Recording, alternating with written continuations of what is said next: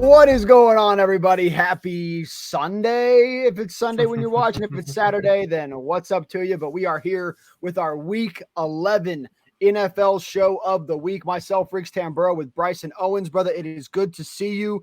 Pretty good slate of games here. We got four of what we think is the best ones on the board. How you feeling about Week 11?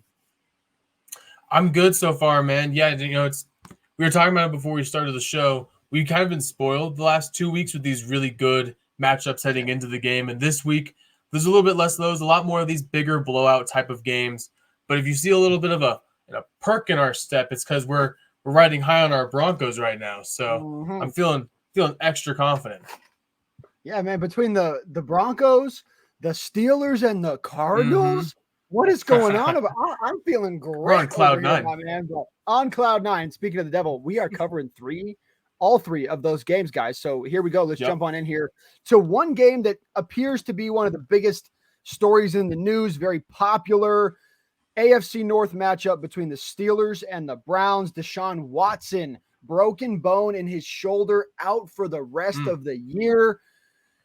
Him being out completely changed the line in this game to a point where I'm a little bit surprised by how much it changed. So 2 days ago before the news, 3 days ago before the news, it was Browns -4 in their own house, over under about 37, 38 points. They announced Deshaun's not going to play. It is now pretty much a pick 'em. It is Steelers plus the 1 point. And then the over under fell all the way to 33 points. Bryson, look, I understand the drop off, but does this feel like they're giving Deshaun Watson a little bit too much credit?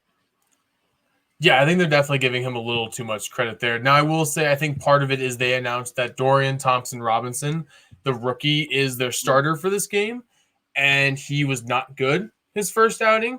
On the year so far, he's 20 of 37 for 130 yards, no touchdowns, and a pick. So that might be part of it. I think maybe if it was P.J. Walker announced as the starter, who was serviceable for Deshaun Watson in spots this season, I think if P.J. Walker was announced the starter, it might have only dropped off maybe a point. It might have been like, this could be a 2-point spread for the Cleveland Browns if it was P.J. Walker. I think the Browns are looking at this as they have the best defense in the NFL, probably pretty convincingly. They want to get this rookie going, see if he can be part of their future. Maybe they know what they have in P.J. Walker. He's not going to surprise anyone. Maybe this Thompson-Robinson kid can. I'm not fully convinced. I was pretty shocked about the amount of points that dropped off with just Deshaun Watson, who really wasn't all that great this season. Deshaun Watson, he was below average. He was probably in the 20s when you rank quarterbacks this year so far. So I was surprised at that big of a drop off. Waste of money. That's what that man is. Bryson, I'm with you. I'm glad that you pointed out who the quarterback is and what's going on here, because you're right. Initially, people are like, whoa, P.J. Walker, they're fine. Well, it's not P.J. Walker. Look, they're still favored. Yeah. Why? Why are they favored? You mentioned the defense, but outside of that, Bryson, how are they going to score 17 points in this game? This is true, but I mean, maybe they only need to score 10, because this Cleveland Browns defense. Watch your mouth. It's one of the best defenses I've seen in a while. They are top 5 in the NFL in pressure rate, top 5 in the NFL in sacks.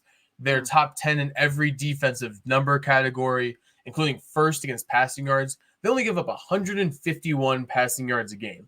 That is absurd in the NFL today to only give up that amount of points. So I get why the Browns are still favored. I don't love it, but it's really hard to bet against that defense right now. If those was going against an offense that was a little bit more consistent, maybe if it was going up against an offense that's not coordinated by Matt Canada, it could be different. But given this current matchup, I think they're just favoring that Cleveland Browns defense at home as like the best part for the Browns to win this game. Guys, if you can't score points, you can't win football games. And I'm with you, Bryson. You're looking at it going, well, the Steelers aren't going to score points here. Well, you might be right. But at the same time, you got two teams that are both coming off, you could call it big wins. I mean, sure, the Browns pulled one out, but up until the fourth quarter, they had no business in that football game. The first 5 minutes of that game, they were getting absolutely smacked around like a bunch of little freaking – anyway, I don't like Deshaun Watson. But anyway, The Pittsburgh Steelers, man, they're actually playing good football. And the thing is, they're playing consistent football. This whole terminology, they're the luckiest team. Not anymore.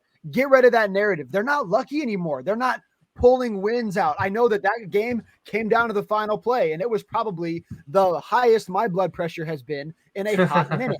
It was not a good moment, but they still won the game. They put themselves in position to win, and they get it done. What is your take on the first person to what is going to win this game? 14, 17, 13? What's the number? I think it might be to 13. I think 13 points might be the threshold for this game because you look at these two defenses. Obviously, the numbers don't really tell the whole story when it comes to this Pittsburgh defense because this Pittsburgh defense is very talented. And this Cleveland offense, it was already mediocre to just about average in a lot of spots. Now you throw in this rookie quarterback. Yes, they have a great offensive line, but who knows what this kid's going to do when they have TJ Watt coming at him on the left side. So that's going to be a whole new thing for him. But you look at this game and it's just, if you can get a touchdown and 2 field goals first, you might come away with victory in this one because neither offense really scares the other one. You're right. Neither offense is scary here, but is it fair to say the Steelers' offense is the better offense here, even though we know the Browns' defense is a little bit better as well?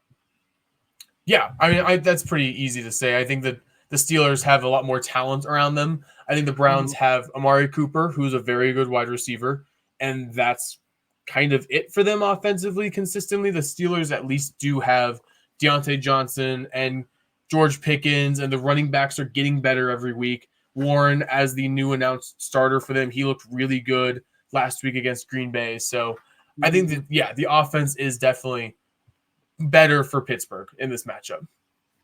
Well, look, guys, there's not a freaking chance, and this is not bias.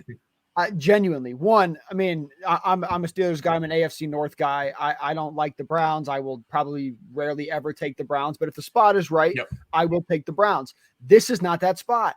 I don't believe they should be favored here. The fact that they're minus 115 makes me want to throw up for Browns bettors. If you are laying any money here with the Browns, then you're not getting a plus sign in front of it with the situation that they're in. I don't see it, Bryson. I get that it came 4 points down. It scares me a little bit. I know you got it at 3.5. I got it at 4 earlier in the week, but that's not the situation that we're in right now. These people need a pick 'em. Who are they going to take? I think the Steelers +1 is clearly the best pick on this board here. You mentioned maybe 14-13, maybe 10-9, 17-16, written all over this game. Take the free point. Don't worry about the minus 105. Who cares? They're going to give us a point. We're going to take the point. I think Pittsburgh Steelers do enough. Kenny Pickett does enough. The Browns defense, you called them arguably the best defense in the NFL. I know a lot of people are on that narrative right now. I think they're the number 2 defense, maybe 3, only because I see them get exposed. 31 last week to the Baltimore Ravens. Now the Ravens, number 5 offense in the NFL, totally fair. But all I'm saying is they're breakable. They are breakable. I know that they bend and they don't break, but they have moments that they break. And I'm not saying they're going to break against Kenny freaking Pickett, but they might break on a couple little spots. And they only need, like you mentioned, they score 2 touchdowns. Steelers, you put up 17, you win the game. It's pretty easy here. So I'm going to go Pittsburgh Steelers plus the 1 point. And here's the scariest number I have seen in the NFL all year. Might be the lowest total of the entire year in the NFL. Bryson, this is not Iowa State, my brother. 33-point over-under. Is there any way you can go under here? You're looking at a 20-13 game or less if you want to go under. This is so scary because this reminds me of last season when we were talking about the Broncos and how they would get to these totals of 37 points.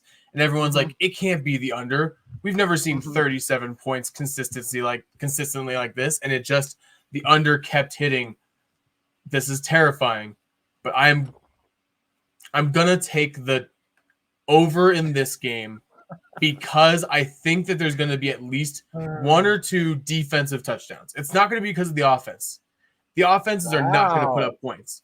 I think you're going to see both defenses cause turnovers, which is going to put their offenses in scoring positions. It could be a lot of field goals. I can see a lot of field goals being kicked in this game, but I think it's going to be defenses scoring points more than the offense. Well, I'm looking at touchdown scorers, and they don't have them out for this game. And I don't blame them because there might not be a touchdown in this game. You guys are looking for that game of the year to bet no touchdown scorer. This might be your game. Now, Bryson, I'm with you because, like, how do I say under? How do I say under? Because I do think that there could be a surprising amount of offense, as I just mentioned, with the Browns defense breaking at times. Steelers defense breaks at times too. But I don't see how a backup quarterback, a backup running back, and one good wide receiver is going to put up more than freaking 13 points against the Steelers. Now, can the Steelers put up 20 or more? That's where I'm at in this game. I believe they can get to 20. I don't think they break that. I can't believe it. But I'm going to go under 33 points here. I think this is a 17 to 13, 17 to 15 kind of football game. So I'm going to go under, but it is so boring to cheer for an under here, you guys. But this is a classic AFC North matchup, head-to-head, nitty-gritty, back and forth, a lot of punts, a lot of stops, a lot of, like you said, defense is making some big plays. I really like the defenses to score touchdowns. I think if you bet both defenses to score a touchdown in this game, you very well might hit that, and you're going to be getting like plus 600, plus 700 on each of those bets. So check your sports book, guys. Good luck on that one. Wow, enough of the Steelers and the Browns game for a game that looks so ugly. It's probably going to be so good. So enjoy that one. Shout out to the Berg. Let's go and get this one done. Jumping over, my man, looking at the Arizona Cardinals and the Houston Texans right now. Houston Texans riding the biggest high they've been riding in a long, long time. Arizona Cardinals, they get their guy back last week. K1, Kyler Murray pulled one out for the boys, got a win at home. They are now on the road. It's his second game back. They're 5-point underdogs. Houston Texans, I know they're the easy look here. They're the, all day. Texans, Cardinals, don't think about it. The Texans are rolling. CJ Stroud's that guy. But I think you and I are both going to agree here that the Houston Texans are in a letdown-esque spot, and Kyler Murray is kind of being slept on. Yeah, I'm right there with you. We talked about it before the show. Everyone, like you mentioned, everyone looked at this game and go, Houston Texans slam that spread. They're going to win this game pretty easily. When you look at more of the numbers, I told you before the show started, the two games the Texans defense really, really struggled in were the first two games of the year. They went against Lamar Jackson and Anthony Richardson. Both those quarterbacks are dual threat, hyper athlete guys. Kyler Murray is the same thing. And even his first game back from an ACL injury, he had 6 carries for 33 yards and a touchdown and had that insane quarterback scramble where he picked up like 15 yards for a first down on that key game-winning drive. I think the Texans are going to struggle a little bit with that, especially with their best pass rusher, Will Anderson, the rookie out of Alabama. He's questionable heading into this game, along with a lot of other Texans. There are a lot of good players for the Texans questionable in this game. And even if they can go, they're not going to be 100%. The Cardinals are playing pretty good football. Kyler Murray looked good in his first game back. And this Texans, you and I have been high on their defense. Everyone talked about CJ Stroud, rightfully so. He's been incredible. He should be in the MVP conversation. He's been absurdly good for a rookie quarterback. But we've been on the defense for the Texans. It's been pretty impressive this year. The one thing they really struggle against, I mentioned dual threat quarterbacks, they struggle against the pass. They're 24th in the NFL in passing yards per game. So with Kyler Murray, he's going to pressure defenses more with his arm than the other quarterbacks in Arizona so far this year have. I think that the Texans could be in a dangerous spot for a letdown here. I think this could be a really close game. I think the Texans could win, but 5 points to me is too much. There you go, guys. Bryson nailing you, and I'm with him on everything he's saying, man. Look, I've actually seen a lot of people kind of saying, Kyler Murray was not very impressive in his debut. What the hell were you watching? Because I was watching the game. This guy's coming off an ACL. He was announced he was playing 2 days before the freaking game. Yeah. He's playing on a team that sucks, and he's out here doing what he did. I think he looked great in his debut. Could he have been better? Sure, but every quarterback last week could have been better if you want to start breaking it down like that. So, look, dude, I really like the Cardinals in this spot. Like you mentioned with all the injuries, though, guys, we are obviously doing this show not on the day of. So if today you are looking at the numbers and you're seeing numbers that do not completely reflect this, if the numbers come down and it's Cardinals plus 4.5, clearly there's a couple of injuries with the Texans, and you should take a look there. And in that case, I think Bryson and I love the Cardinals even more if these Texans are out and they're still getting 4 points or more. Now, if the line is 6.5, God forbid it's 7, that probably means that all the guys that are questionable are playing in this game. And in that case, we both still like the Arizona Cardinals here. So either way, it's the Cardinals and the points. I'm with Bryson. I do think the Texans probably win this football game. If you want to make them a parlay piece, I think it's okay. But for 225 on the money line, I don't really see the value with the Houston Texans in this game. They would have to be 2.5 points or less and minus 175 or less for me to see any value here. And to be honest with you, if they were only that small of a favorite, I'd probably still be looking at the Cardinals because I'd be like, well, they know something. So to me, all day long here, this is the Arizona Cardinals game to lose, game to blow. I'm going to go with the Cardinals in this game somewhere in the realm of to cover the 5 points, something like we saw last week, a 3-point win for the Texans, maybe 4 points. I'll call it 24-20. The Houston Texans win this football game. What's your score prediction here? I like that. I'm pretty close to you. I have 23-21. I think it's gonna be a really close game. I can see same thing like you're mentioning. CJ Stroud gets the ball late. They're down. They need a field goal. He drives them down because this Cardinals defense isn't very good. And they win the game on a game-winning field goal. Fair enough, but I do have to say something. You just said the Cardinals defense isn't very good. Shout out to my boy Dennis Gardeck. Shout out to the Sioux Falls Cougars. My man, look, this defense is better than people give it credit for. Just like the Texans defense is better than people give it credit for. Both defenses are pretty decent here. Could the Texans reach 30 points? I guess they can. If they do, they probably cover and they win the football game. But I don't think they're going to get there. So I'm with you. Low 20s for the Cardinals, maybe mid to high 20s for the Texans should be enough to bank a cover here with 5 points. So over under, my man, looking at this one. It's not the prettiest number when you look at it. I know you said 23-21. I said 24-20. 48.5, much higher than we both said. I'm going to go under here. This is actually a pretty easy pick for me. I think this is based off of how many points the Texans have been scoring. And I just think that they kind of, even if they don't have a letdown spot, even if they don't lose the game, I think they have a little bit of more of a stall on offense, as we saw against the Carolina Panthers. They have their moments. 48.5 is too high for me. Yeah, I'm right there with you. I understand why they put it this number because the Texans have the ability to put up 30 on pretty much anyone in this league. You saw it against both the Bucs when CJ Stroud tore up that defense for 5 touchdowns. Saw it last week against the Bengals defense. So like this Texans team can put up points in bunches.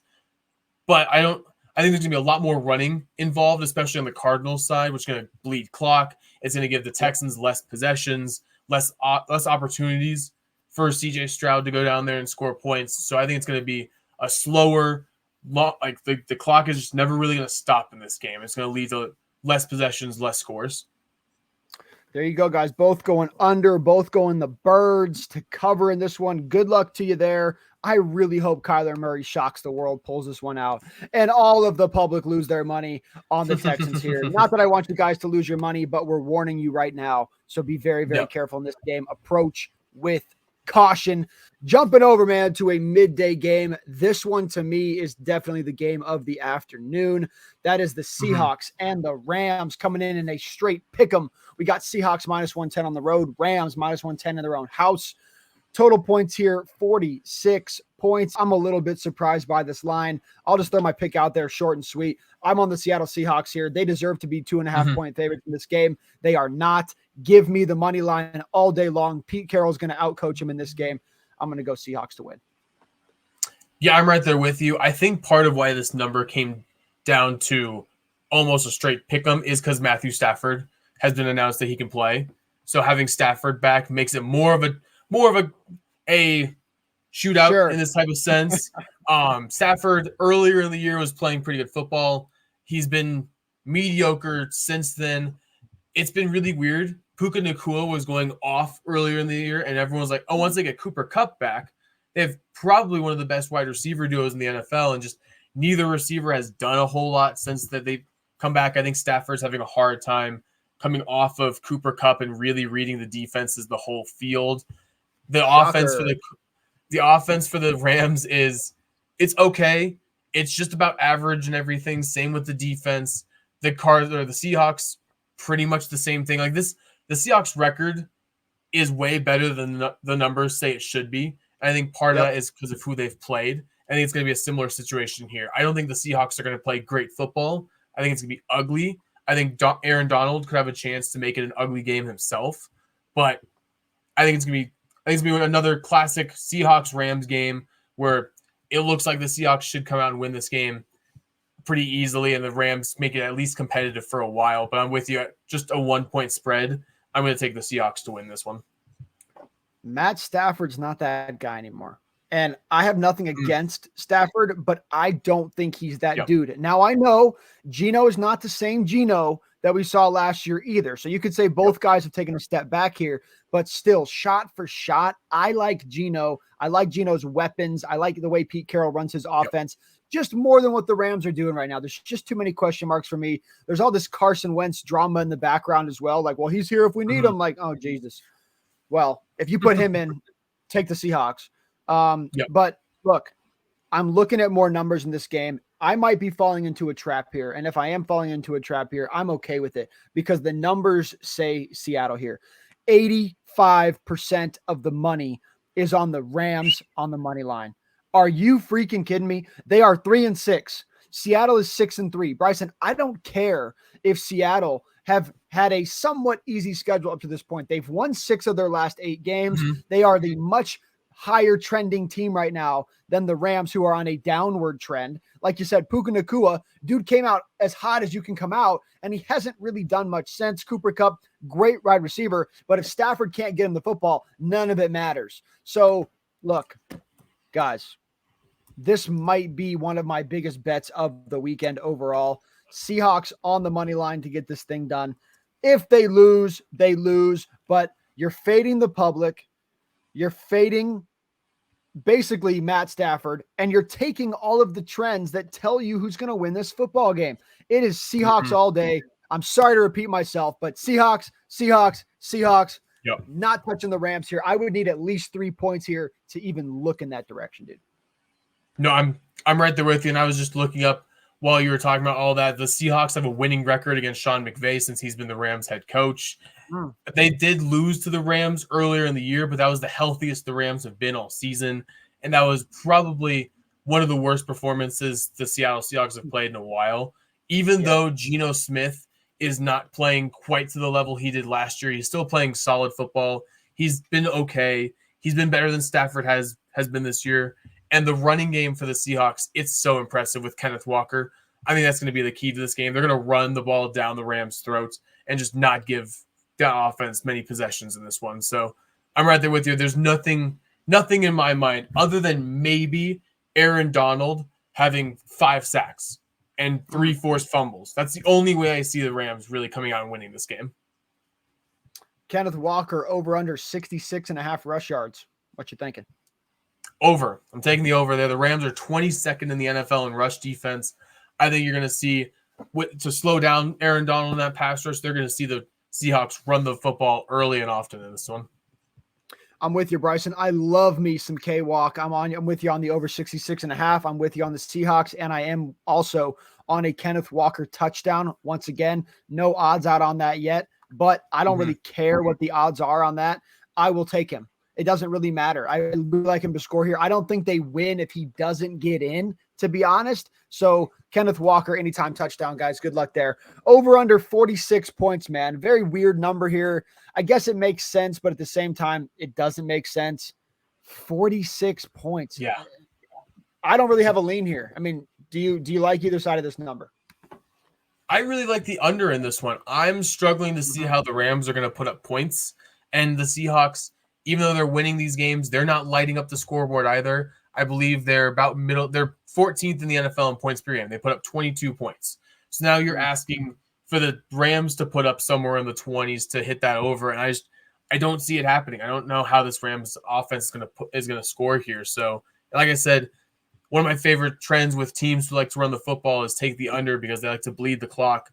I'm taking the under because the Seahawks are going to want to run the football and take possessions away. So I'm going to take the under 46. I will lean with you on the under. I am not confident enough to go over. I'm also not going to personally bet this over under myself, but we are in the business of giving you a pick. So I will go under the 46 with you just because I'm exactly the same way. I don't trust the Rams offense right now, but the thing I don't like about this game is I could see this being a 31-27 ugly, horrible defense kind of game too. So like, I'm just not there. I'm not there. I lean under, but good luck to you guys on that over under. Jumping over. Let's go, baby. It's time.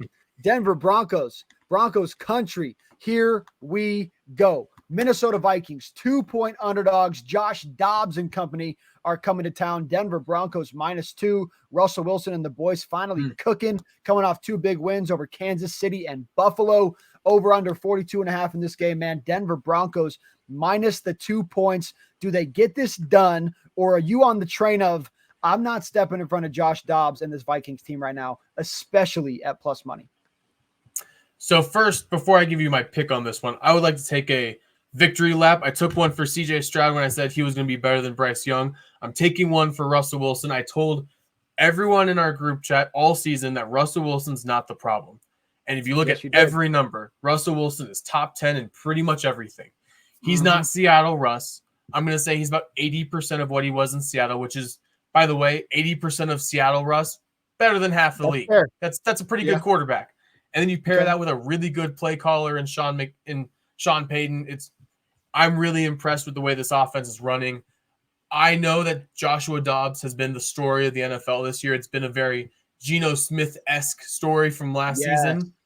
But I just saw this team shut down Patrick Mahomes and Josh Allen in back-to-back weeks, cause 9 turnovers against those 2 quarterbacks. 9 turnovers against 2 of the best quarterbacks in the NFL.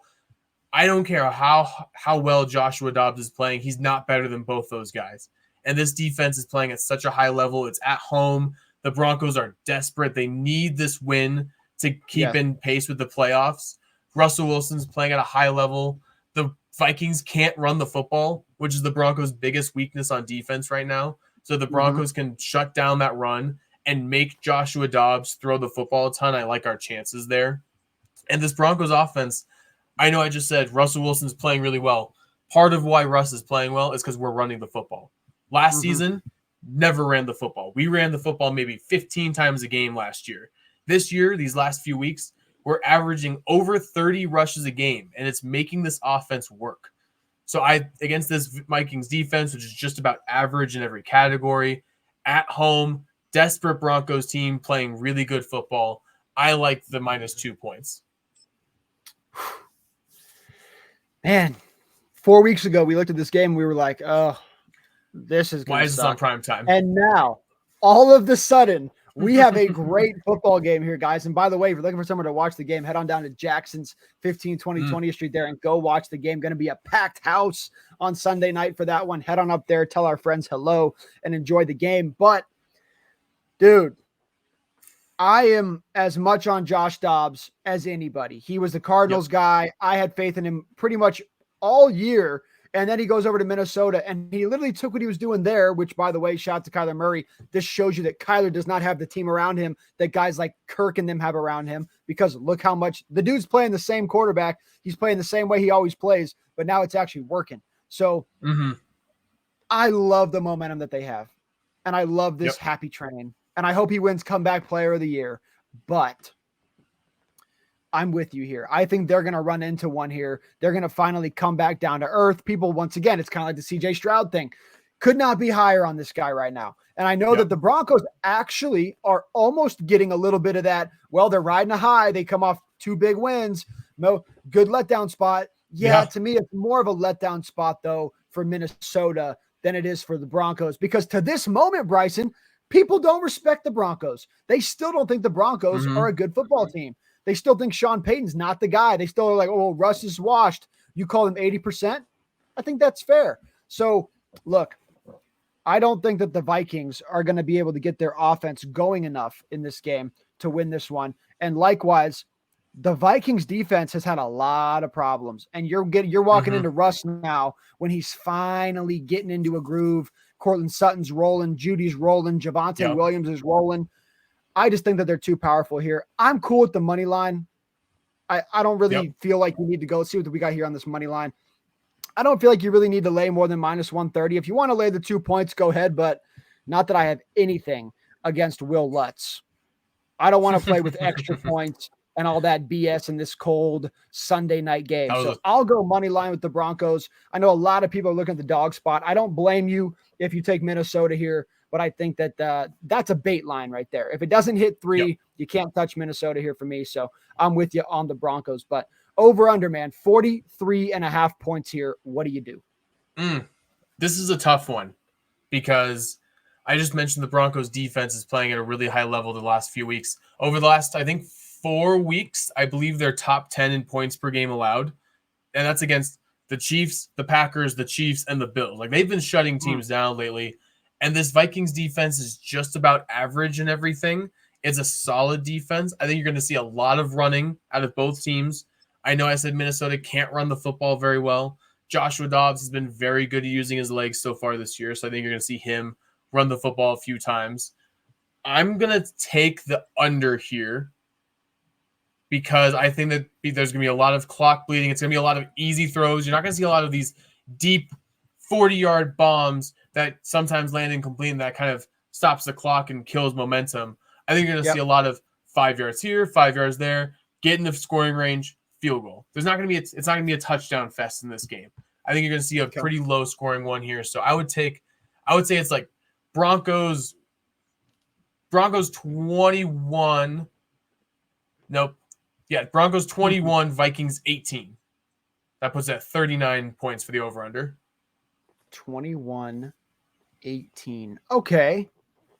I like that score. This is a tough number. So they nailed this number. So we got 42 and a half here. You guys are seeing 43. So I'm with Bryson, obviously, hopefully, and don't take 42 and a half, take 43. Yeah, dude, my initial lean is over, right? Because you got two offenses that actually are looking really, really good. And even though we're a great defense, Josh Dobbs is still going to have moments where he finds success here. He's going to break through. He might run one in as he did last week. You never know what you're going to get here from him. But it's also two kickers that are pretty heavily trusted kickers. You know what? I'm going to just shake things up here for fun. Okay. I will go over in this game just because I want to see an exciting game. I'm thinking like a 24-21 Broncos game winner kind of game. So I'll go 45 points here. I'm cool with the over. Hey, at this point now, I want my 42 and a half. So screw the 43. Give me 42 and a half. But guys, 23-20 written all over this football game. I don't want to say I'll be surprised if neither team or if both teams don't reach 20, but to be honest with you, I think they're both very capable of getting to 20 here. So maybe it's 21-20 and that's how the under hits. But at the same time, I do think that Minnesota is good for something here. I could see one offense stalling out, but even if they stall out and put up 17, the other team could put up 27. So you never know here. I'll go over, Bryson going under, both on the Broncos. He's going to lay 2. I'm going to take the money line. We are all over the board here. Now, man, your favorite touchdown scorer in this game. Once again, no touchdown scorer odds yet, but you got a lot of guys to pick from here. What are you doing? Yeah. I'm going to take Cortland Sutton to be my favorite touchdown scorer. He is easily Russell Wilson's favorite target around the red zone. You saw that absolutely ridiculous touchdown catch against the Bills on Monday Night Football. That was absurd. That was the most Seattle Russ I've seen since he's been in Denver. And Cortland Sutton, to his credit, 4 straight weeks with a touchdown so far this season. And he's broken a career high in touchdowns. He's been easily Russ's favorite targets. I know that they want to run the football, but it seems like the Broncos' strategy is run the football, make easy completions, get in the red zone, and then let Russ do his thing because Russ is really good so far this year at throwing in the red zone. So I think Cortland's going to be my favorite touchdown scorer in this game. I can't blame you there, dude. I mean, you want to talk about our clear wide receiver one? You're looking at it. Mm-hmm. I'm not going to throw any shade at Jerry Jeudy right now because we are holding up good vibes here, guys. Look, this is my birthday right here. I need the Broncos to win, the Steelers to win, and the Cardinals to win, and it's going to be a hell of a day. But I'm going to go Javonte. I'm going to stick with the Bronco, but I'm going to go with the running back here. He looked really good last week. I was happy with how Javonte Williams looked last week. I thought he might have a tough game. And, dude, he ran the football hard. He saw the field well. I know that they like to give the ball to McLaughlin a little bit and kind of steal one from Javonte here and there. But I don't think it's going to happen here. I think Javonte's kind of getting that main role back. So I'll go Javonte. You're going to go Courtland Sutton. Good luck to you guys if you go with anybody else.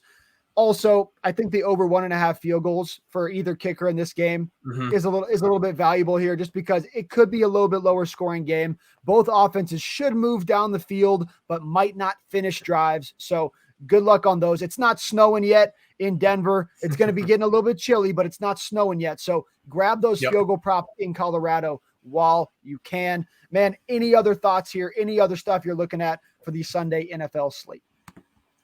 Yeah, first of all, I love your Javonte Williams touchdown one. He hasn't scored on the ground yet. He got his first touchdown through the air last week. And like you said, he has been running the ball so well lately. 3 straight weeks against the Packers. He had 15 carries for 82 yards. Chiefs, 27 for 85. Last week, 21 for 79. He's really getting that groove going. Looks really good. One of my favorite props is over 66.5 rushing yards. This is a average run defense for the Vikings. I think the Broncos can take advantage of them on the ground there. And then I would take the under. And if you can find Marvin Mims on there, I know he isn't on there quite yet. If you can find under receptions for Marvin Mims, I would take that. He is not getting targeted, which is unfortunate because he is dynamic. He's a dynamic player if we can get him the football, but he just doesn't get targeted. Yeah, what happened there? I mean, not to go off on a tangent here, but he looked so good in the first couple of weeks. We were like, yo, this is the new dude. And it's like as soon as Russ kind of maybe because Jeudy was a little bit here and there and something happened, because I'm with you. I can't believe that they're not using this guy to their advantage more and opening up more stuff for Courtland Sutton and Jerry Jeudy. It's weird because like he was so good. He had that breakout game against Washington where he had like 130 yards and a touchdown.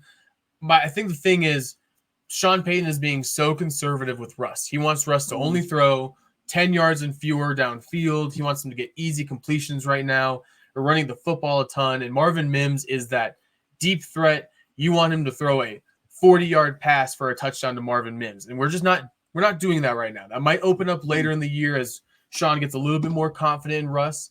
But with us being in a tight playoff push, he wants Russ to be as safe as he can with the football. Yeah.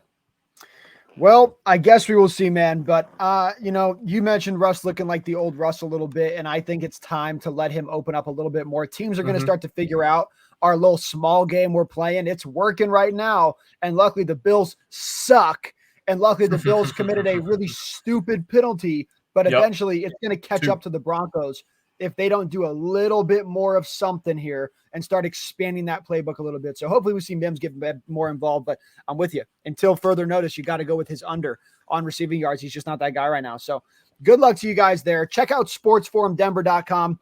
We got a bunch of articles up there for you. We have a Sunday Night Football giveaway going down. You guys are not going to want to miss that one. And our man Bryson Owens here going to have a Vikings Broncos article up for you. Really deep diving more than we talked about here, giving you guys the best props of the day, some more lines, giving you updates, injury stuff like that. So make sure that you check it out. And until next week, guys, enjoy week 11. Bet smart, stay safe, have a great Sunday night, and we'll see you.